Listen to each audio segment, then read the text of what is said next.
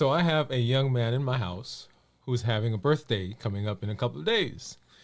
And we celebrated his birthday early because he started working in our office. And usually we celebrate the birthday before the day because our week ends early. So his birthday is coming up here in a couple of days. It's going to be on Saturday. And so today we had a birthday cake at the office. It's a birthday cake that my wife made. It is a vegan cake. And so we're there in the office and we're getting ready to celebrate. And so I had to make a decision. I had been fasting. At the time, I was at 88 hours. 88 hours. And so what do you do in a social situation if you're fasting? And do you decide at that moment what you're going to do with your fast? Do you allow the situation to determine what you're going to do, or do you decide that ahead of time? And so we're going to talk about what I did, and we're going to talk about some tips for navigating those social situations when we're fasting and when we are trying to be healthy and we're working on this idea of wellness. Hey, if you're new to me, I'm Dr. Dwain Woode. That's Wood with an E. The E stands for endocrinology. Here on the channel, I educate, I empower, and I encourage you to take charge of your health in your life, avoid complications, and go to the next level. I'm talking to adults with type 2 diabetes who want to put their diabetes in remission, who want to reverse their diabetes, and I'm so glad that you're here. If you're new, go ahead and put new in the comments because I'd love to welcome you with a hand clap and with some music. If you have questions as we get throughout the evening, go ahead and put those in the comments in the chat and put a Q in front of them so I'll know those are questions that we need to get to. We'll take a look like we do at some of my reports. I've got my meters that are off to the side that we're going to take a look at, see what my blood sugars have done. And you also see that we have my report, and we're going to take a look at that here in just a moment as we get into the show tonight. Welcome to everyone, wherever you are joining us from, whether it's on Instagram or Facebook or Twitter or X or LinkedIn or YouTube right here or Twitch. I do see one of our community members out there. I see Steve. Hey, Steve, how you doing? Steve said, I've got to see this. Yes. It was an interesting afternoon, Steve. And we'll talk about that here in just a minute. So thank you all for stopping in. If you know someone that's out there that's not here right now, let them know, hey, this is the place that you got to be right now to hear this story. As I always do, I want to do a quick check-in. I am not fasting right now, but we're going to do a check-in anyway. If you've been following us, you know that I am using, in our community, we've been using fasting as one of those tools that helps to reverse diabetes. How does it do that? Remember the pillars that we're using. 1, decrease insulin. Number 2, suppress our appetite. And then number 3, get rid of as much sugar as possible. And fasting fulfills all 3 of those pillars as we move in the direction of reversing our diabetes. And so we're going to do a quick check-in to let you know how I am feeling right now. We're going to actually do it in 2 parts, right? So how I was feeling prior to breaking the fast, and then how I'm feeling right now. And we'll go back after I do the check-in and talk about the process. Well, let me do that right now. So I started fasting 1 a.m. on Monday. 1 a.m. on Monday. If you remember, on Sunday, I talked about Father's Day. We had gone up to Nashville Shores, got back a little later than we anticipated. And so into that evening, had something to eat. We got home maybe about 10 o'clock or so. And so my official fasting time started at 1. It actually probably started a little before that, maybe 12:30, but 1 was when I knew that I had stopped eating. And so 1 o'clock on Monday to 1 o'clock on Tuesday, 24 hours. Then on Wednesday, 48 hours. And then 1 o'clock this morning was 72 hours. When I did my show last night, I kept saying 56 hours. You guys didn't correct me. It was actually 66 hours at that point because we were just a few hours away from midnight. So 1 o'clock this morning put us at 72 hours. And then this afternoon, when we had the event with my son, it was 88 hours at that time. So I had gone 88 hours. So in terms of check-in, let's talk a little bit about where I was at the time, and then how I'm feeling now. So physically, I actually felt pretty good.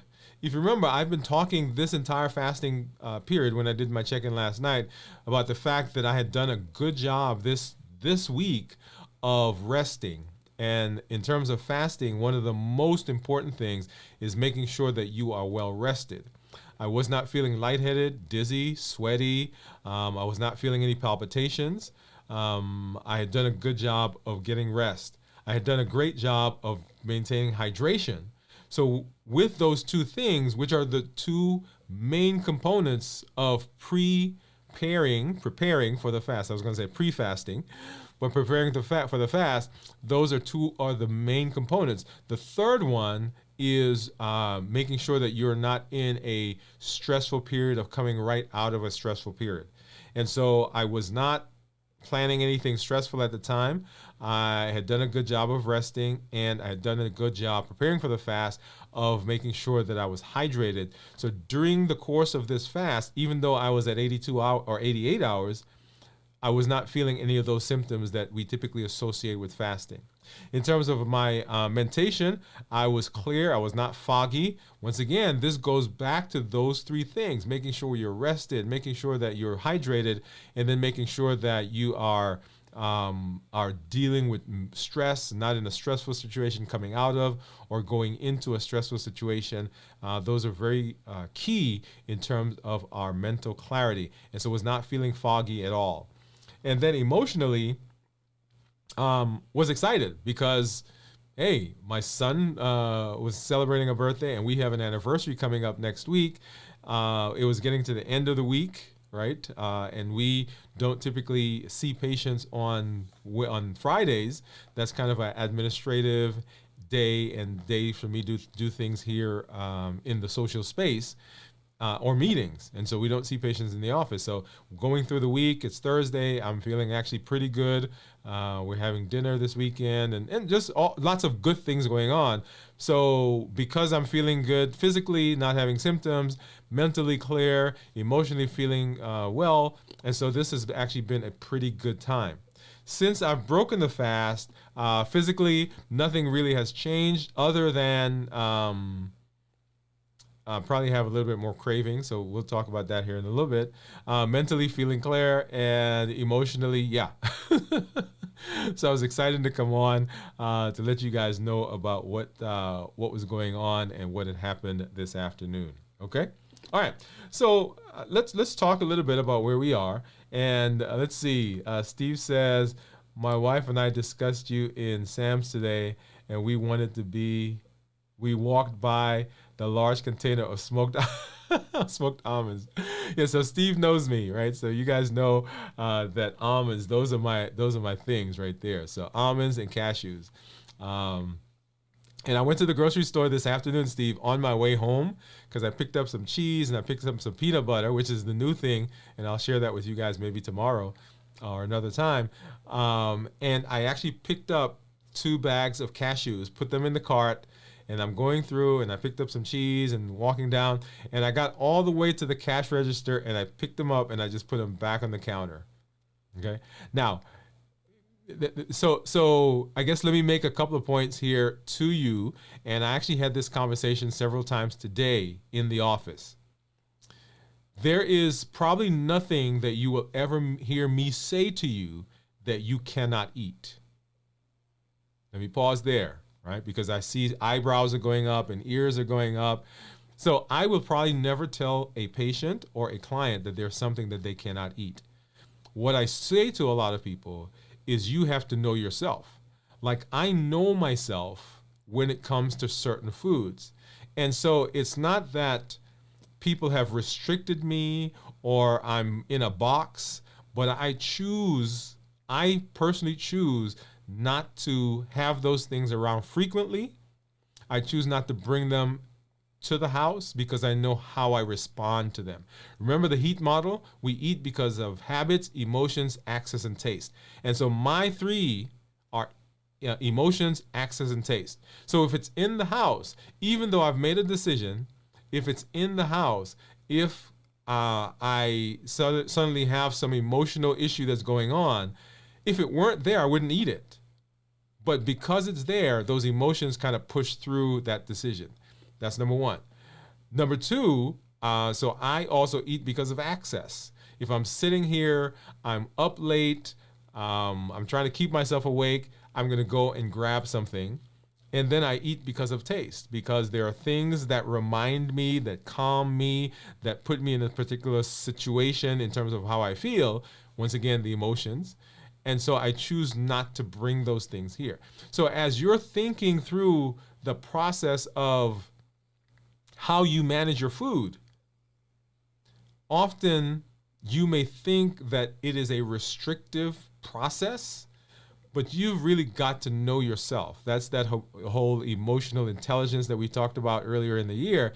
So you've got to know how you behave. You have to know how your body responds. You have to know how your mind thinks.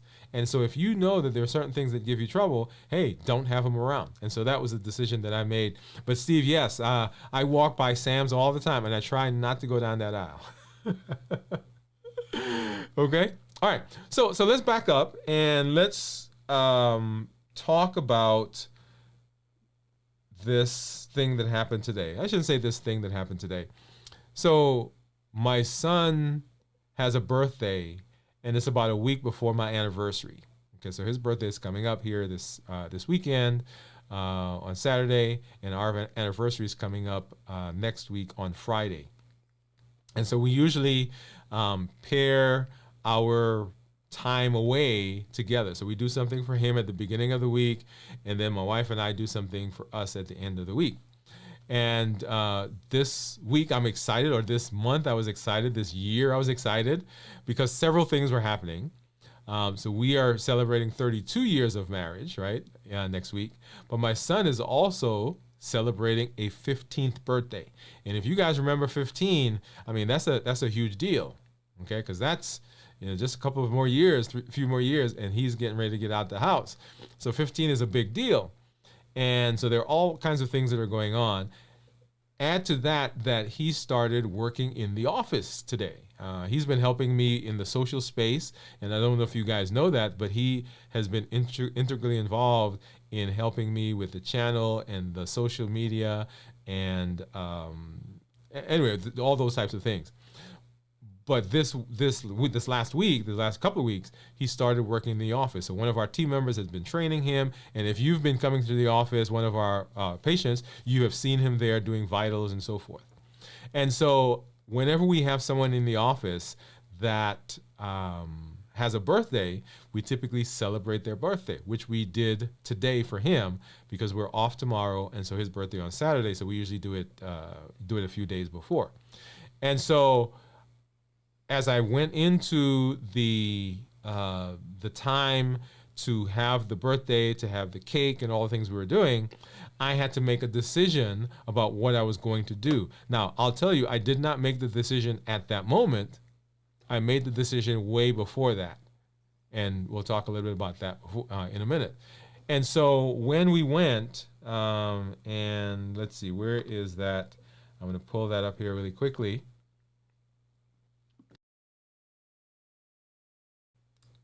All right, and so you should see, so blood sugars, this was later, not at the time. You'll see that's the cake, and my wife made that cake, so happy birthday to him. And that's me just kind of eating the cake. In the background, you see some of our team members, and that's him walking by to go to the table to cut another piece of cake. And that's the cake that my wife made that you see there on the screen. And so actually, let me do this. I'm going to put myself on the screen again. Let me see if let me do something here really quickly. So that is what you're seeing there on the screen as we're celebrating and we're eating, and we'll talk a little bit about the spike that you see there in my blood sugar in just a moment. But I did not make that decision at the time when I was there in the office when everybody's getting ready to eat. I actually made that decision way before, because as you'll see here in just a moment, making the decision at the time is really not what you want to do, because that can cause lots of angst, cause a lot of issues for a lot of people. So let me go ahead and put myself on the screen so you can see me as, there we go. Okay. And I'm going to tell you, that was delicious, right? That was, the cake was amazing. In fact, one of our team members asked my wife to make that cake specifically. And this is the one that she makes for him anyway, because as you guys know, we are a gluten-free house. And so, so that's the cake that my son likes. But it was delicious, and you'll see there I'm having a good sized piece. All right, so enough about that. So what do you do? What do you do in social situations when you are fasting? That's what we want to talk about. What do you do in a social situation when you're fasting? And in this case, birthday cake after an 88-hour fast. And so here are some tips. Here are some tips that I want to go through with you. Number one, communication is very important. So communication is very important. And what does that mean? That means that first you want to be able to communicate with yourself, to talk openly with yourself, to say, hey, we've got this thing that's coming up. It's a birthday. It's a anniversary. It's a family function. It's a family reunion. It's whatever the function is. So in your mind, you've got to make a decision, or you've got to have a conversation that's open and honest, so that you are clear about where you're heading and what you're going to do.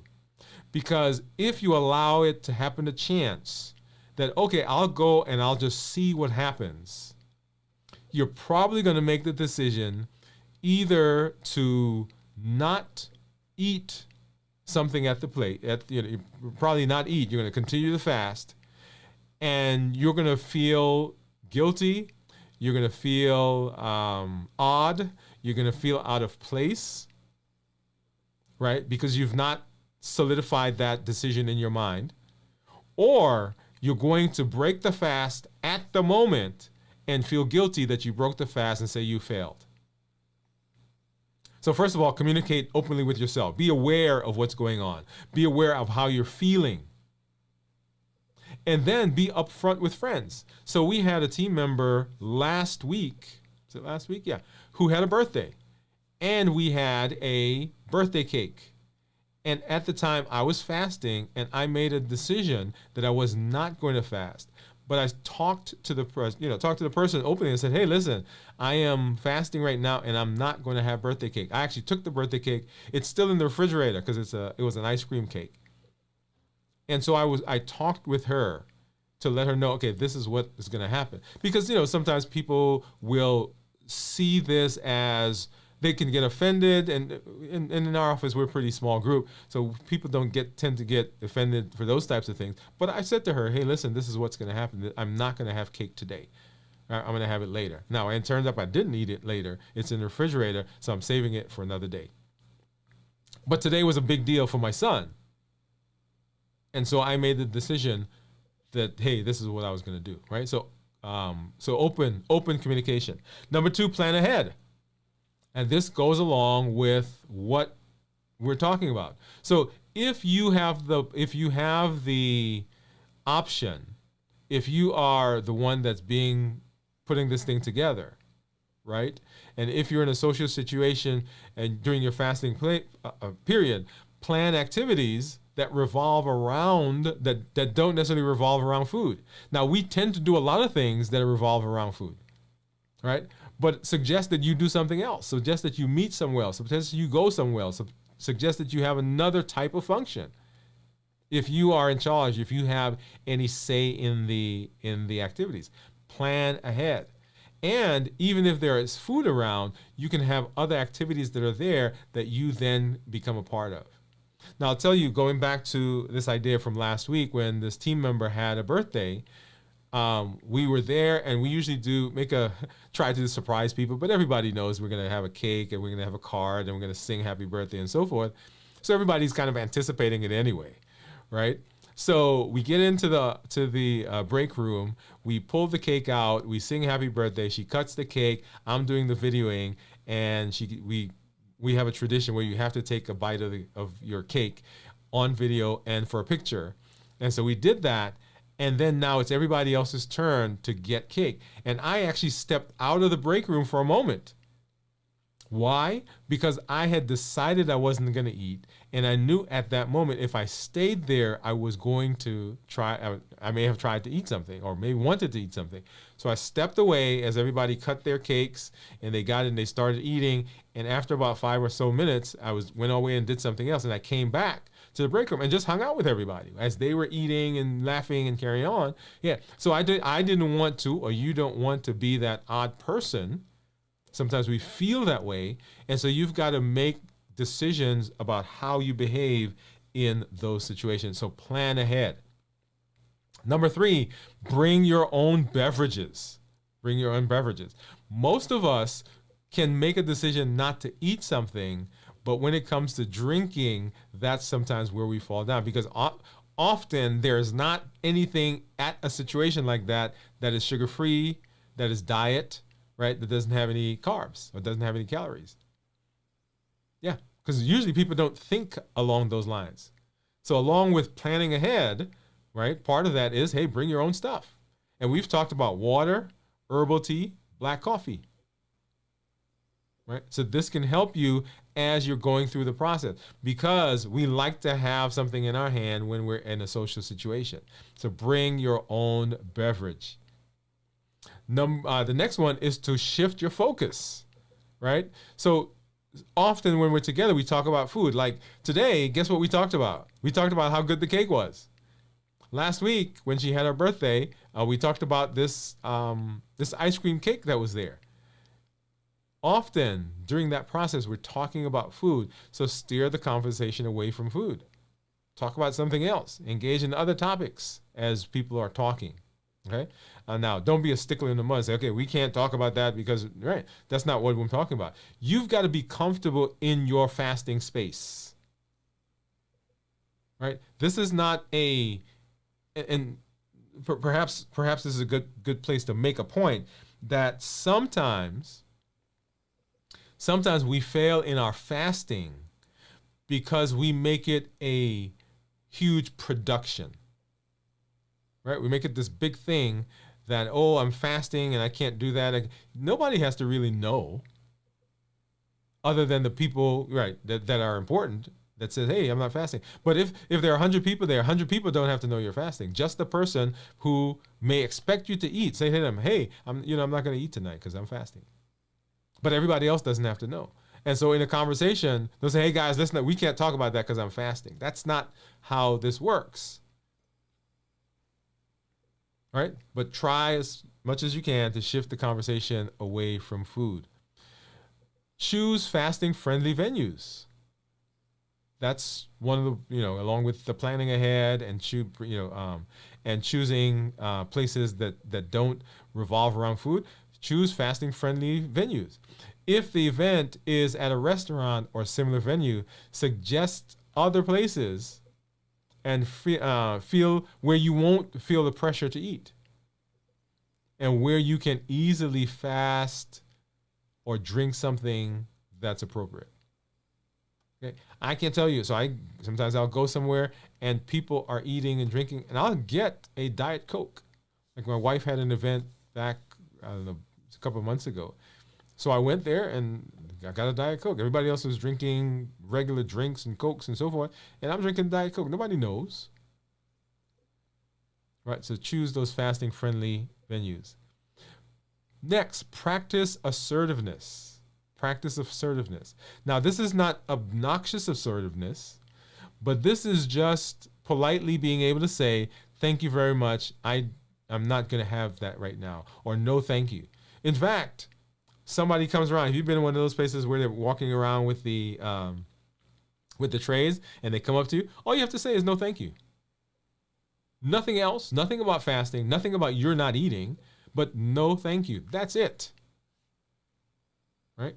And if you do that, then it doesn't become such a big deal.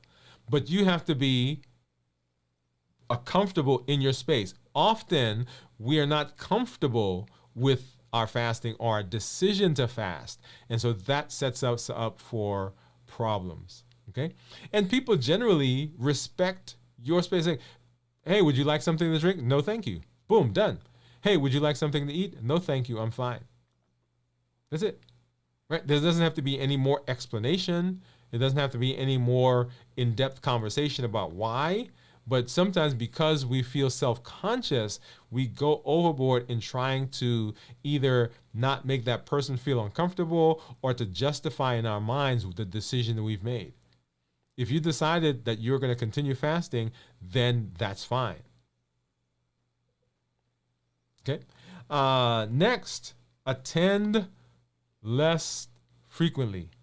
If your social life is very active and often revolves around food, consider reducing the frequency of attending the places where there's food. And make sure you're going to the places where there are other things going on. Right? So this is not to ostracize yourself or become a hermit or become a recluse. But if you guys go out 10 times and you normally show up maybe 4 or 5, make sure you're showing up at the places where there's not necessarily food if you're doing that during a fasting period. Right? Attend less frequently. And then embrace flexibility. Now this one, embracing flexibility, is huge because there are so many different components to this. If your fasting schedule is adjustable, consider aligning the fasting schedule to the other things that happen in your life. Like the last point I made about attend less frequently. If you know that every Tuesday or every Wednesday or whatever the day is, you and your friends always go out to a particular place and there's always food, don't make Tuesday one of your fasting days. Simple, right? So that doesn't disrupt the fasting. It doesn't disrupt the friendship. It doesn't disrupt your social life. You've just adjusted your fasting schedule to fit into the rest of your life. As I mentioned before, and I always give the example of people who don't succeed with fasting, whether it's intermittent fasting, time-restricted fasting, alternate day fasting, extended fasting. One of the reasons is that the fasting schedule doesn't align well with the rest of their life. If your family sits down and eats at 5 o'clock in the afternoon, and that's your meal, that's the family meal, that's the social time, that's when you guys connect, don't make your fasting time during family time. Push it back. Because what's going to happen, everybody's going to make the decision. One of those two decisions is going to happen, and either one is not going to sit well with us. Either we're going to make a decision that we're going to, by God, this is what I decided, I'm sticking with this fast. And that's going to disrupt our mind and disrupt our relationship.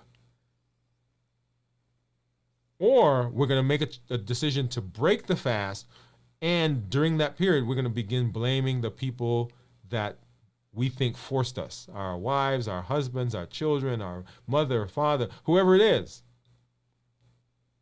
So be flexible, embrace flexibility. So change the schedule so that your fasting period doesn't overlap with this significant thing that's going on in your life. Okay? So consider different eating windows. Decide that you're going to break a fast. If you have something that's coming up, like this week, I knew that these things were coming up. So I may have mentioned to you guys, I didn't tell you why, that I started my fast early. I started the fast on Monday. Normally I started the fast Tuesday. And so by the time we got now to Thursday, I've already completed. I have reached my desired fasting window and actually went over it. So I started it earlier. You may decide that you're going to break the fast, but be comfortable with the decision. Know why you're breaking the fast. understanding that you are being flexible in breaking the fast, that you have made the decision. Another great point to be made here is that often we blame other things and other people for the decisions that we've made. What does that mean? That means that we decide that we're going to break the fast and we say, oh, well, that situation or that event or that person made me break the fast. No, they didn't make you do anything. You made a decision to do that. And if you did, then you've got to own that. That's what makes us adults. We make those decisions and we live with the benefits of those decisions, and we also live with the consequences of those decisions. But that's okay, because we make the decision. That's the beauty of why I love fasting and the New Year, New You process. You know why? Because it puts the power in my hand. It's no longer somebody else's decision about how I eat, what I eat. I can decide to do that. And fasting is a tool. Okay? Great conversation right here. We had this conversation today again. And I'm having more and more of these conversations. Fasting is a tool. It's kind of like a hammer that's on the wall, in your garage, in your toolbox. I don't have the hammer in my hand all the time. It's in the garage. But if something falls off the wall and I need to go put a nail in something, I go out to the garage, I grab the hammer, I come in, I put the nail, and when I'm done with it, I put the hammer back.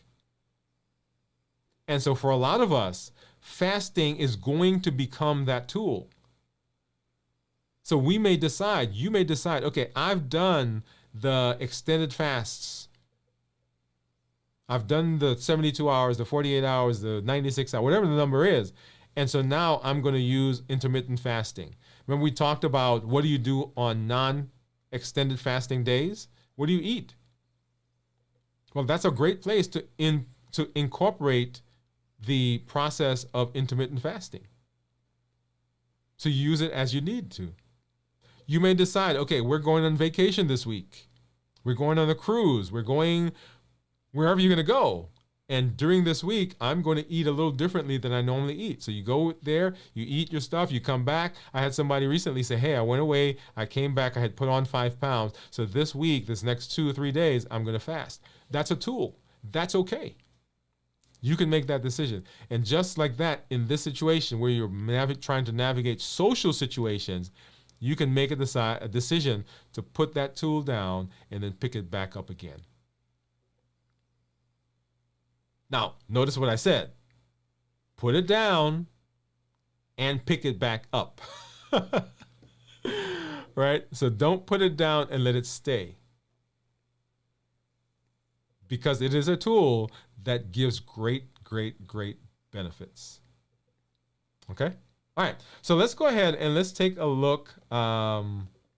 Let's take a look at, well, first let's hop over and see who is in the chat.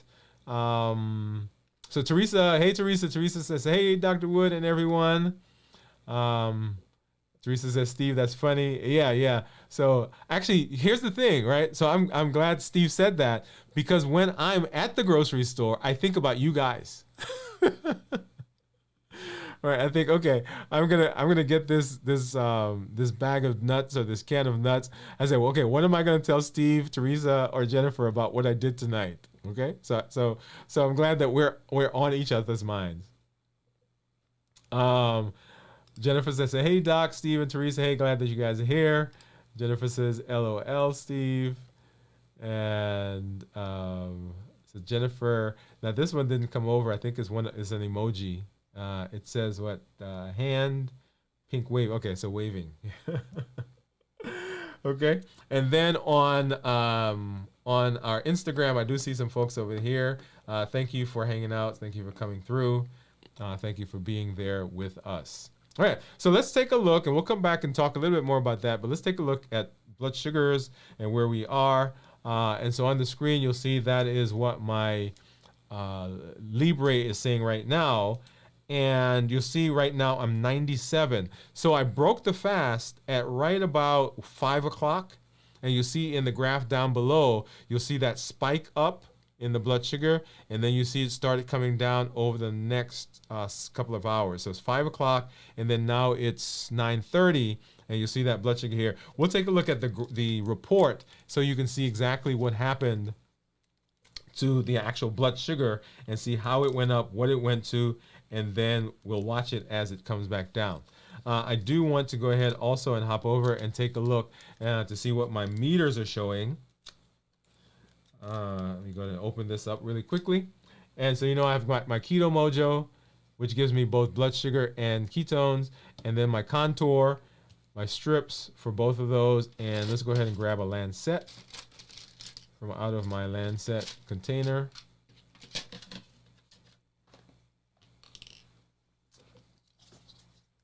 All right, let's do that. Now, what I did not do right before I ate the cake was I did not check to see what my ketones were.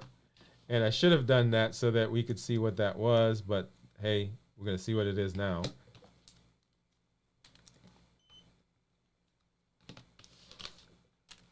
And then, as this is a spring-loaded lancing device, or lancet. And it's a one-use. It's called, I think this is a Unistick, I believe. So basically break this top part off. And it's spring-loaded, so when I click on this, I'm going to bring it up here so you can hear. So you heard that click, and that gave me a little poke, and there is the blood drop. Let's get that one started. Get that one started, and then I'll need one more drop for the ketone. And so 106 is what my blood sugar is according to Keto Mojo. 96 is what it is according to the contour. Let's take a look and see what my Dexcom is saying. And my Dexcom is saying 116, which is, well, so they're all kind of different, right? So 96 for both the Keto Mojo, sorry, the Contour and the Freestyle Libre. 106 for the Keto Mojo. And then 116 for the Dexcom. So let's go ahead and get this changed out so we can get a ketone strip in there. And we'll see what that is here in just a minute. Let's go ahead and get that started. And of course, I'm going to tease you guys because I'm not going to show you what it is right away. We're going to hop over and take a look at my Dexcom Clarity app or Clarity report. Let's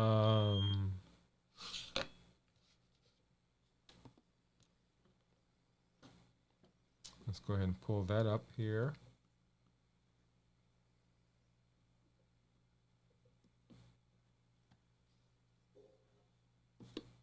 All right, so here is my Clarity app. And you'll see my average blood sugar over the last 14 days, 110. Let's get this on so you can see my mouse. So 110 for my blood sugar. In target, 98% of the time. And you see that there. If I change from 14 days to 90 days, 103 for my average blood sugar, with a glucose management indicator of 5.8. And recall that back when maybe a week ago, we did a show where my actual A1C was 5.8. So that's pretty much in keeping with where we expect it to be. If we look at the actual graphs for the days, go ahead and pull that up. What I want to show is, so we started fasting here on Monday morning about 1 o'clock right there. So blood sugar of 130. And then 24 hours later, blood sugar of 88. 24 hours, so this is now 48 hours. 86. 72 hours. 88. And that kind of continues straddling there. And then take a look at this. So this is where I ate the cake. This is where I ate the cake, birthday cake. And you'll see that the blood sugar climbed. and I think it got up to 167 was the highest, and then began dropping again down, and that's what you see here on the screen, now at 115. Now, here's the beauty of the New Year, New You process. Here's the beauty of reversing diabetes. Here's the beauty of improving metabolically. Because the body now has the potential, the ability to regulate those blood sugars on its own. Now, I'll tell you, if you had seen me, 12 months ago, had I eaten the cake that I ate before, or that I mentioned, had I eaten that cake, and where's that? Let me put that back on the screen. Where's that? There we go. So had I eaten that cake, my blood sugar would have gone up, and it would have stayed up, because my body was not in a good metabolic space. And so it could not regulate. So as we improve, as we heal the body, as we reverse the diabetes, it now is very resilient. So the things that we could not eat before, we can eat them within reason. So I ate, and you'll see there the size of the piece of cake that I had. It's not a huge piece of cake, but it's a pretty good size. And the blood sugar went up to 167, and then back down now into the 1-teens, if you believe the Dexcom, or the 97 if you believe the Libre. So somewhere between there.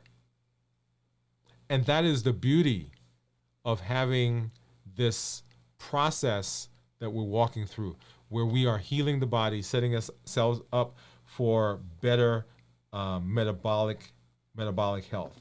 And I love that. Once again, having a lot of those conversations today with several of the people that we were talking with in the office. Okay, so we can have better blood sugars. We can navigate the social situation. We can make decisions that help us set ourselves up for success metabolically. And that's the list, right? So communicate openly with yourself, with the people that are there. Plan ahead. Choose places that may not revolve around food or activities if you have the ability to do that. Bring your own beverage, because that's where a lot of people fall down, not in the eating, but in the things that they drink. Shift your focus. Steer the conversation away from food. Choose fasting-friendly venues. Practice assertiveness. Attend less frequently if you can, and then embrace flexibility. If you do that, then this process becomes something you just incorporate into your life, because it is a tool that we use, and is a tool that works. It's a tool that what? It's a tool that works. Now, I've had several people ask me and say, hey, Dr. Woode, what is that you have on your shirt? Because you guys are normally used to seeing me with New Year, New You, Unlimited. This is actually the logo for our practice. This is the logo for Diabetes and Endocrine Wellness Center. If you've been in the office or you've been to our website, you've seen that. And in fact, you've probably seen it on the show here. You may not know, but I had someone who sent me a message and says, hey, what is that's on your shirt? Let's see where I put it. Right here. So you've probably seen it there, but didn't realize what it was. You saw it. You see it at the end there on my lower third. It's right in front of the Dwain Woode, MD, and that's DE, Diabetes and Endocrine Wellness Center. That's what that stands for. Okay. And it is all incorporated into what we do, right? So Diabetes and Endocrine Wellness Center, Dwain Woode, MD. The things that we do here on the channel are the things that we teach in the office. In fact, our show is being broadcast, being played in the office, right? So in the lobby, that's what we play. In the rooms, it's overhead on the speakers. And so, yeah, that's how much value I put in the ability for people to make decisions for themselves, for them to be healthy. And I think if we learn, and we'll talk about that, here it comes, right?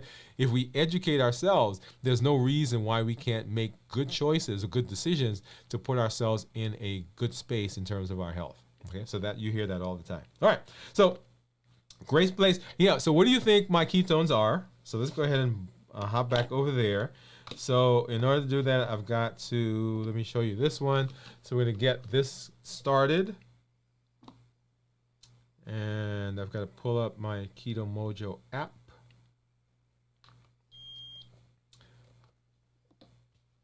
All right. So you should see it say syncing there in just a minute. There you go. Syncing in progress. And so it'll pull that information over there in just a minute. Syncing in progress, syncing in progress, syncing in progress.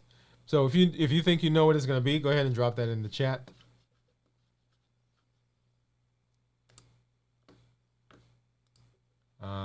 And it still says syncing in progress, taking a little longer than anticipated, but that's okay.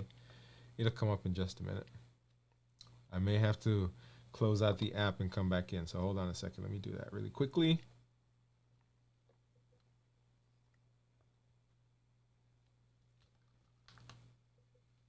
All right. So let's hop back over there and let's see if it does it this time.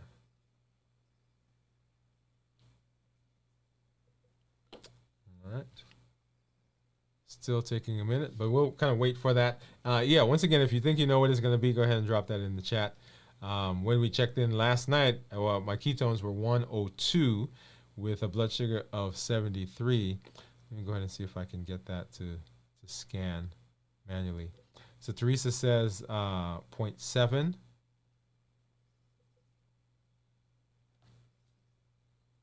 All right. And, well, so blood sugar of 103 and 106. And ketones 0.3, Teresa. So after 88 hours and eating, so I've been eating now for, I don't know, maybe 4 or 5 hours, 4 hours, a little less than 4 hours. And those ketones have come down, right? So look at that. So you remember I said that ketones can't exist with insulin? And so my blood sugar went up to 167. So what do you think had to happen to the amount of insulin that my body produced? Right? So I had to have probably a big spike in the insulin. And because the insulin came out, then the ketones had to go away. Right? So notice the rapidity with which that happened. So remember, ketones that are less than 0.5 are considered nutritional ketosis. Ketones that are, less than 0.5 are considered normal. 0.5 to 1.5 is considered nutritional ketosis. And then above 1.5 is considered to be therapeutic ketosis. And so, once again, those blood sugars went up, insulin came out, blood sugars, ketones had to go away, right? Which is why, and you heard me say that we want to, when we break a fast, we want to break the fast with things that aren't highly processed, things that are not highly refined, things that don't have a lot of sugar, because that's what happens. As soon as the insulin comes out, the ketones have to go away.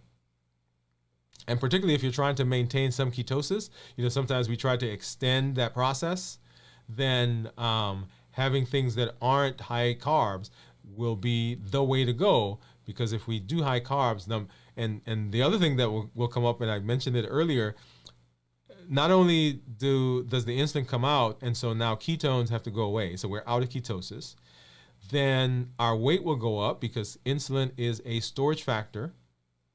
So not only because of insulin, because now if we're eating carbs, our liver has to now replenish all the glycogen that was gone. And for every gram of glycogen that the liver has to replenish, it has to store how much? 3 grams of water.